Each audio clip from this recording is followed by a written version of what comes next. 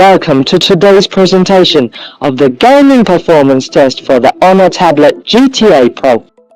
Usually the processor used is the Qualcomm Snapdragon 8 Honestly, although it can't compare to the competitor's Supreme version, it is still usable on a tablet. Let's take a look at the highlights. First, in terms of refresh rate, it reaches 165 Hz. Here we get straight to the point and directly test the game. The first one is Peace Elite. You can see it's quite awkward that the maximum frame rate only supports up to 90 frames. For a tablet, especially one with an 8-core 3 processor, it's a bit strange. I personally think the bigger issue is still optimization. We have to wait for Tencent and Honor to sort it out. Nowadays, if these software companies don't give them a red envelope, they might really freeze you out. The same issue also appeared with the game Genshin, as it only gives you 60 frames. Oh my gosh, such a powerful tablet, and it only gives you 60 frames per second. What does that even mean? The graphics are set to ultra clear, and at this moment I'm really sure that Honor definitely didn't give enough red envelopes. After watching a bunch of tragedies, let's look at some comedies. In the game Crossfire, it supports a native refresh rate of 165 Hz, and the graphics quality can be set to very high. This is really absurd. It seems like this game team has a really good relationship with Honor. They're so generous. Next, let me demonstrate the gaming process for everyone. The 165 Hz refresh rate is really enjoyable, but unfortunately, when uploaded to video platforms, it gets capped at 60 frames.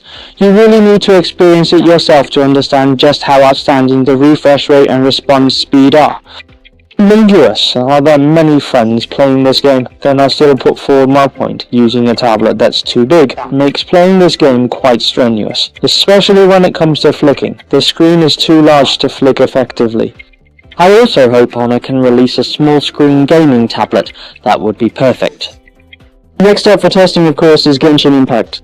First, as usual, set all the graphics to the maximum and highest settings. In comparison, you don't need to worry about Honor's optimization for Genshin Impact, as it runs quite smoothly. Then we open the game assistant. This is my first test, and this tablet is so large that sometimes it is indeed a bit difficult to operate. You can see that all three options are available: Phantom Engine, Super Graphics, and Game Super Frame, and they can all be enabled simultaneously. However, let me tell you, turning these on cannot solve everything. During the entire gameplay, I still felt noticeable lag. At first I thought it might be an illusion caused by the screen being too large and not being able to turn, but later I realized that wasn't the case. In many scenes there is a noticeable stutter. At this point, as a professional blogger, I naturally have to find a way to solve it. After playing for 5 minutes, I was very sure of my opinion and immediately solved the problem. First, directly enable performance mode in the game assistant.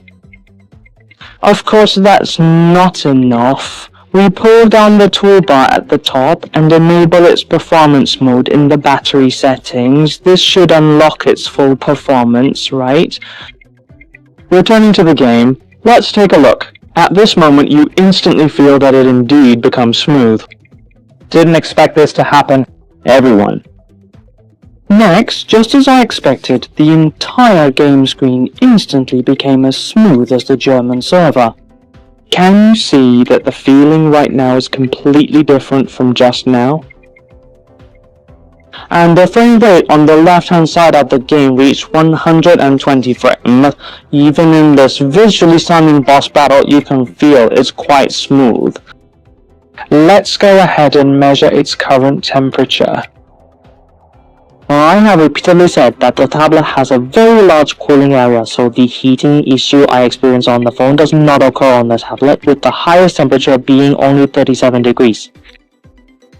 Next, we will test the game Delta. Let's see how much its settings can be adjusted. The maximum frame rate can go up to 120 frames, but it cannot be set higher than that.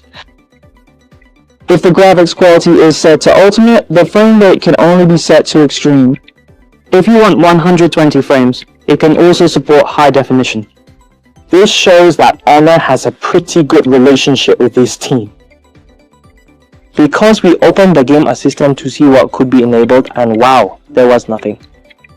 To be honest, this kind of large-scale, intense FPS game is not very suitable for having too many game enhancement features. Many times you will find that these enhancements are generally only available in single-player games.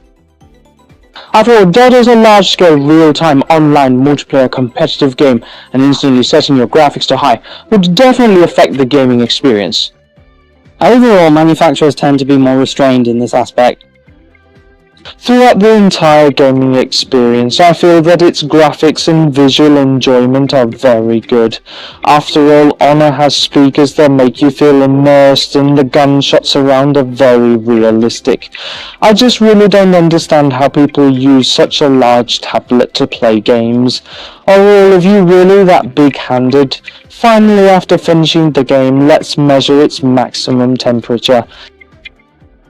The overall average temperature is around 34 degrees with only a small area reaching 37 degrees. This temperature control performance is quite satisfactory. In conclusion, the Honor Tablet GTA Pro overall offers good value for money.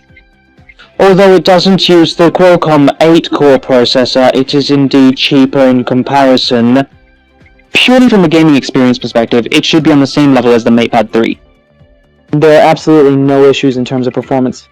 Of course, the biggest drawback at the moment is still the lack of optimization and adaptation with the manufacturer. Yeah. Still, I hope Honor can quickly follow up and negotiate well with those software manufacturers. After all, although the 800 is last year's processor, it shouldn't be so weak on the tablet. Today's video ends here. Bye everyone.